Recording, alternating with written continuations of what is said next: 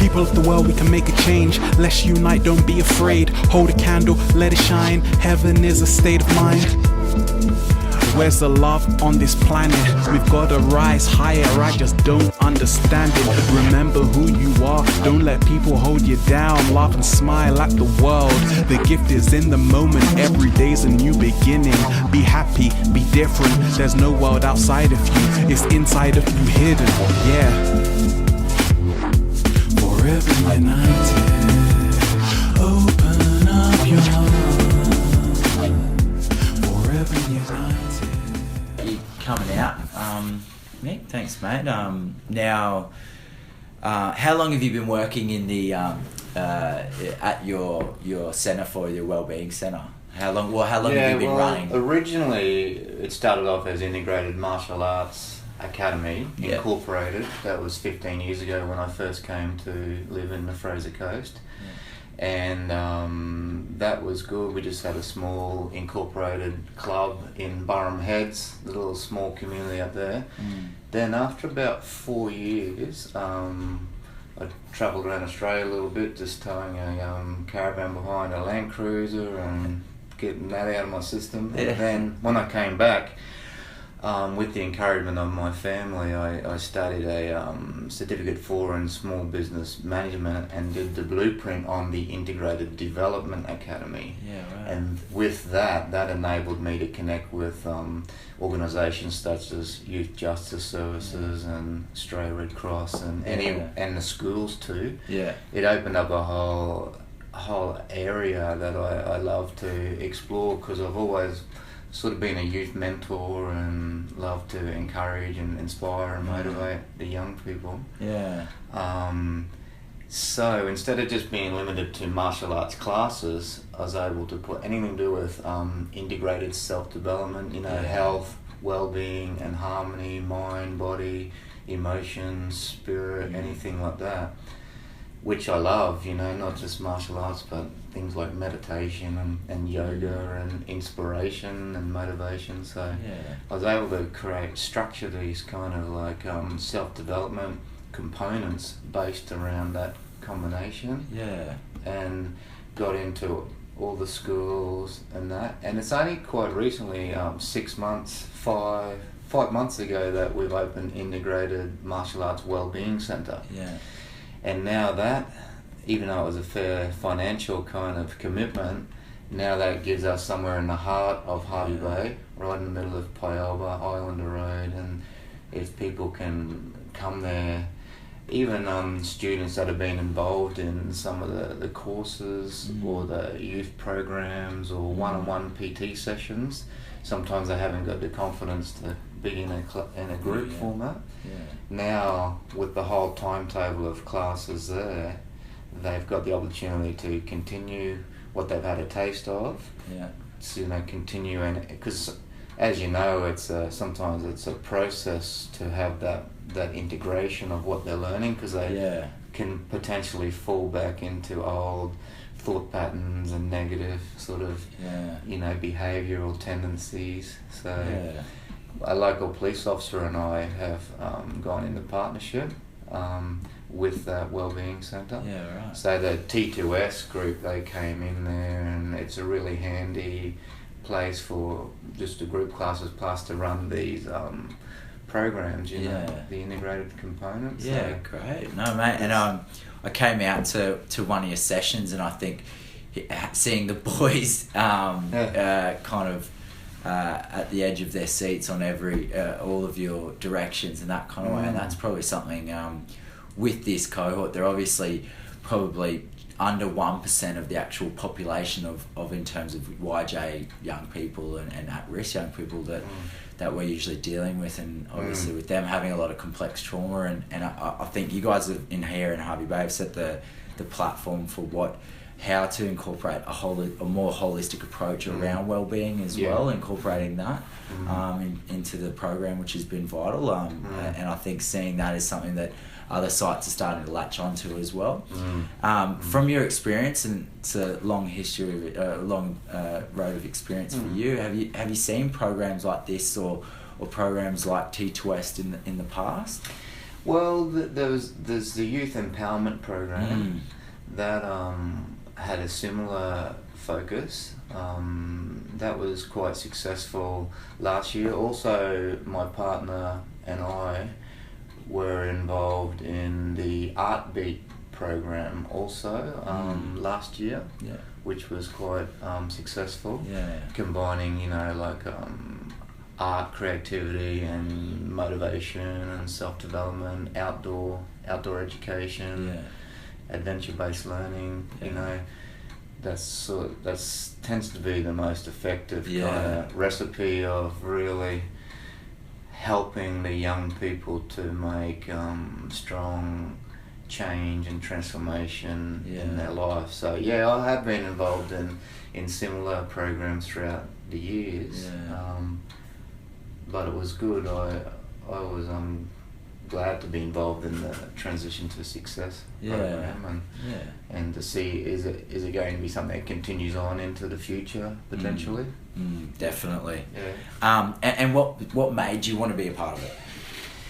Well, I've always worked quite closely with Youth Justice Services and Australia Red Cross and Community Solutions, and I do like to help young people. When I remember growing up as a young fellow myself, I got a little bit sort of lost and a bit sort of self-destructive, a bit sort of rebellious, and also a little bit felt kind of like I didn't really want to fully engage with the world. It felt like I just wanted to be a loner and just stick by myself, and didn't want to get stuck in amongst all the hustle and bustle, and but that when I had a bit of encouragement from youth mentors through martial arts and just through friendship and family, and that couple people just helped me to understand life's not my enemy. There's a lot of good people out there in the world that are willing to reach out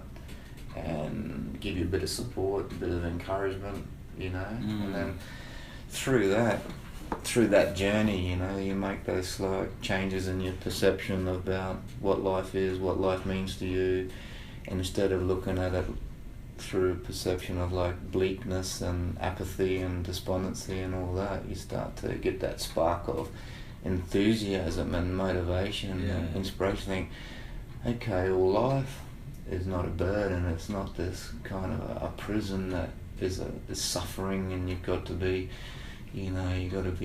careful about it. It's like an opportunity that you can dive right in and make the most of it, and see every day like an opportunity, like a gift, like to see life as a gift that you don't want to take for granted, and you don't want to waste your opportunity to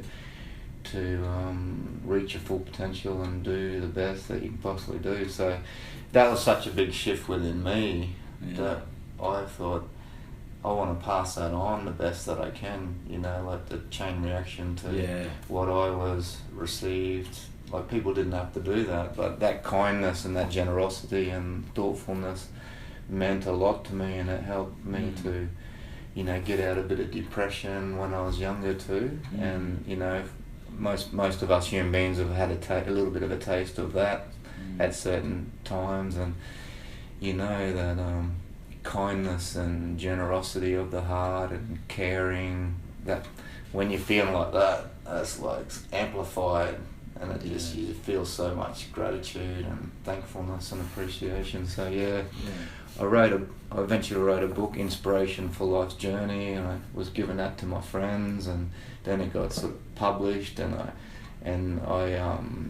everybody that's taken that has really given me great feedback about that, how much they could just feel so much authenticity and heart in those inspirational messages and poems and stuff. So I just want to sort of pass it on and share that inspiration. And I have a deep understanding about how it doesn't mean you're a weak person or there's something wrong with you if you slip into that place of self-destruction and rebelliousness against society, and which a lot of young people that we obviously deal with, they're stuck in there, fairly lodged in that place, and they can get accidentally caught in amongst peer groups and circles of friends that you know, that have got that attitude that, you know, F the world and nobody cares and life sucks and let's just go on a live fast, die young, you know, spree, and that can lead to crime, that can lead to, you know, if they haven't got strong family units and mentors, you know, that you kind of, you can easily head in that direction. It doesn't mean they're bad or evil people or anything like that. It just means they need an opportunity to re-evaluate, re-perceive what reality really is and their connection to reality. They need to sort of tweak the frequency dial of perception a little bit, and then the picture becomes clear, and life is not your enemy, people are not your enemy. It's you become a co-creative partner with the universe, and you make a contribution as a participant. You can make the world a better place, you can help people, you can share kindness, and that, to the individual who starts to realize that and starts to practice that and starts to feel it and experience it within themselves as they're doing that, to me that's the ultimate key of transformation. When mentally, emotionally, spiritually, psychologically something's becoming activated with deep inside you. It's not intellectual mumbo jumbo in your head, somebody telling you what to do. It's you viscerally feel it, spiritually, emotionally, psychologically, and that, to me, that true transformation can only happen from within the individual's heart. Yeah.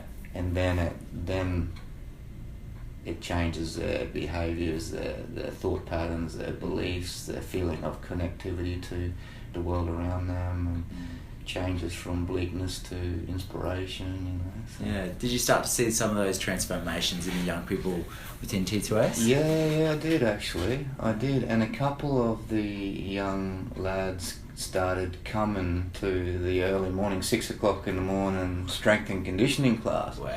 Which is, you know, there's discomfort, there's pain, there's self-discipline and commitment, and that they came all the way from Maryborough, so it was like a 35-minute journey. So that to get to those couple, they come to two or maybe 3 classes. They would have had to get up like at 4:30 in the morning or 4:45 in the morning, and as a young teenager. You know, that's the last thing you probably want to do. Yeah. to know you're coming to the gym and you're going to do this excruciating, painful workout. You know, but they did. And that's funny because even hearing about some of the boys going out to the work site, having to be up at 5:30 in the morning, and they were there on time, and talking to Kirsty, the team leader, about they'd struggle sometimes to get young people to come in and report for 30 minutes a week, and just come in, and all they have to do is sit there and say yes, yes, yes, and that's it, and then they're done, and they wouldn't even turn up for that, and then yet they're getting up at 4:30 is something that's amazing. In terms of what you learned through the program, obviously you've got great experience about this cohort and working with them. Did you see young people learn new things about themselves? Yeah, I did. I noticed a definite shift within a few of the people. They'd also they would come up to me after one of the integrated strength and conditioning and motivation sessions at the Wellbeing, and they'd come up, each of them come up and approach me and give me a big hug and say, hey, thank you very much. You know that? That's sometimes not all that common, you know, and, you know, so that was good, and they'd make good eye contact, look in your eye and give you a hug and say, well, thank you, and then say, oh, I'd love to start coming to some of the martial arts classes, or maybe come to more of those strength and conditioning. So that was a really good sign that I thought, you know, it's not as if they feel like they're forced to have to do it. They want to, of their own volition, step towards something like that, which is all about self-development and making forward progress in their life. So that was a definite shift, you know. Obviously they would start to feel a bit stronger as well, you know, because we weren't we weren't being slack doing those workouts. They were all putting in a good effort. A couple of the lads sometimes would be a little bit hesitant when they first came. Yeah. A couple were having like a cigarette out the front or whatever, and they were coming in a bit late. I had to have a bit of a talk to them about that. But it gave me an opportunity also, especially when they start picking up jobs in the construction industry and stuff like that. If their employers won't really stand for too much slackness or laziness or excuses and turning up late to the job site or missing their lift to work or something like this becomes the real world, doesn't it? So I was trying to help them through being dedicated and committed to their gym work or to everything else they were doing in the T2S program. That's what I was trying to mention yesterday when I was having a talk at the graduation. I thought that was one of the key things. If they learn this at this age, learn the importance of personal commitment and dedication, and you don't always look for trying to find half-baked justifiable excuses why you couldn't do it. Like, just throw the excuses away and develop your self-discipline and go ahead and just do it. Turn up on time, even if you sometimes feel tired or feel a bit lazy or you're in a bad mood. Doesn't matter. You got to come, do it. Develop that habit of having dedication and commitment to the things that you have to do in your life. Regardless.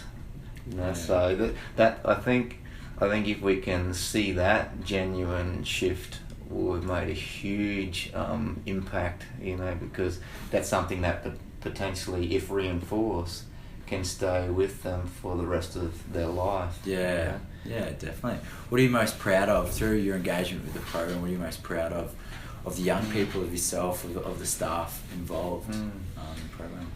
Yeah, well, I like making that connection on a deeper level where you see that genuine mutual respect. Some of the youngsters start looking at people like us like we're not really the enemy, but they can feel that we care about them and that we're pointing them in a good direction.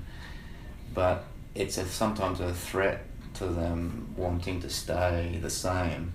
They carry this little bit of an anxiety, a fear of change, a fear of letting go of the past. It's a normal thing for us human beings to be like that. We cling on to what we know and what we're used to.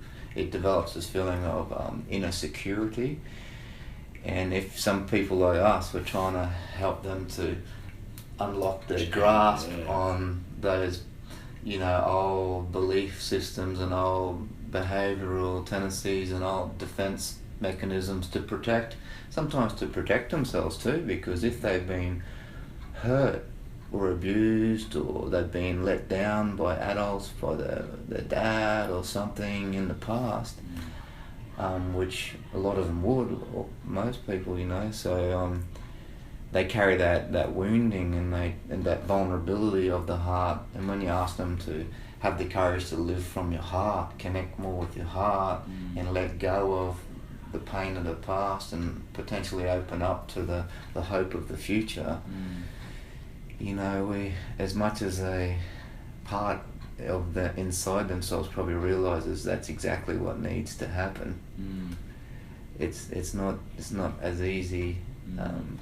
It's actually easier said than done. Because it creates like the fear, the anxiety, so that to see them starting to let go, release that grasp on some of those entrenched mechanisms and potentially vibrate into this other reality. That's what I'm most proud of, and I did tangibly definitely see a few of the youngsters beginning to do that. In quite a short amount of time, really, only 12 or 13 weeks. So it's amazing, and that's what it's amazing, and it's probably a testament to yourself and all the stuff attached to see that these young people are crying out for help. As much as they demonstrate that they don't want to be supported, and they're saying, no, I want to offend, I want to do all that. So you're right, it's the easy option because it's what they know, it's what they're good at. And when they're given the opportunity and supported through that opportunity, you see that they embrace it and they really do.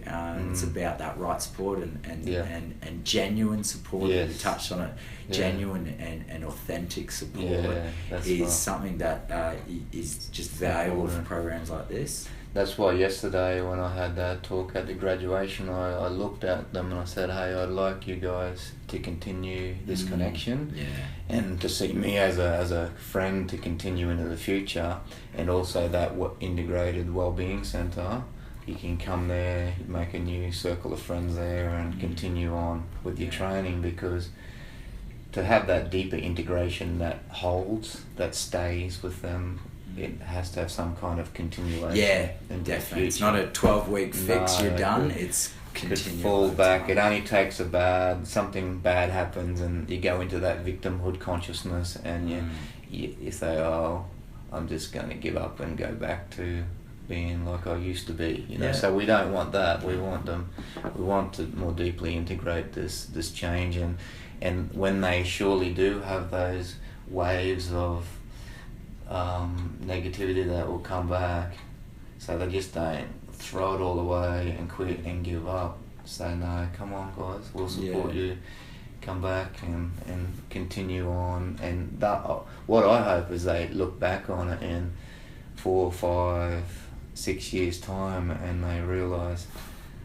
that transition to success, and the youth workers from Youth Justice, Red Cross and myself have made that solid impact in their life, and they feel so glad that they did have the courage to change, to look at the world in a different way, and maybe they've got a great job, they're earning a bit of income, they've got certifications of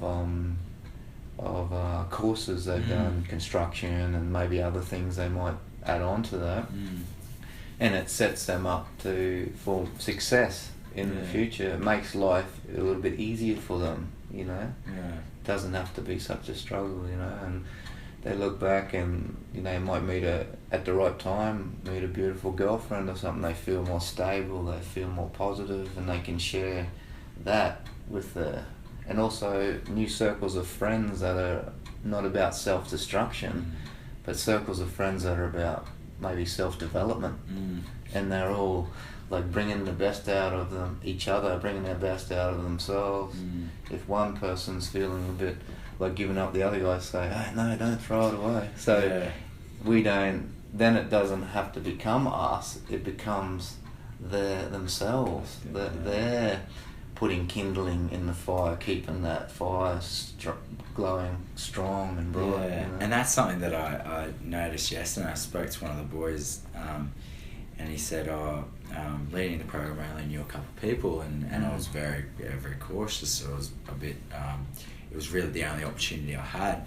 And then he said, now I look at it and we're a family and we're that collective. So you can see that development of that connection between the young person and every other worker, every other young person in the program. But then he also mentioned that I feel like the workers attached as well, that I've got a really strong connection with as well, and that I could call them whenever I wanted to, and that's something that, I think the formula around the Hervey Bay program has been amazing, because it's that sense of connection and pride in what we're doing, and an understanding of it's their investment and motivation for change in there as well, which has been amazing. But you smashed my last answer anyway, in that last comment, mate. But so I guess if is there anything else around your engagement with the program, what you saw, or anything that as a last comment? No, I'd just like to say thanks for allowing me to be involved, have the opportunity to help young people of the community, and if there's anything I can do to help in the future, just let me know and I'll be glad to contribute again, mate. Yeah, mate. Well, I really appreciate it. Thanks, mate. People of the world, we can make a change. Let's unite, don't be afraid. Hold a candle, let it shine. Heaven is a state of mind. Where's the love on this planet? We've gotta rise higher, I just don't understand it. Remember who you are, don't let people hold you down. Laugh and smile at the world, the gift is in the moment. Every day's a new beginning. Be happy, be different, there's no world outside of you, it's inside of you hidden, yeah.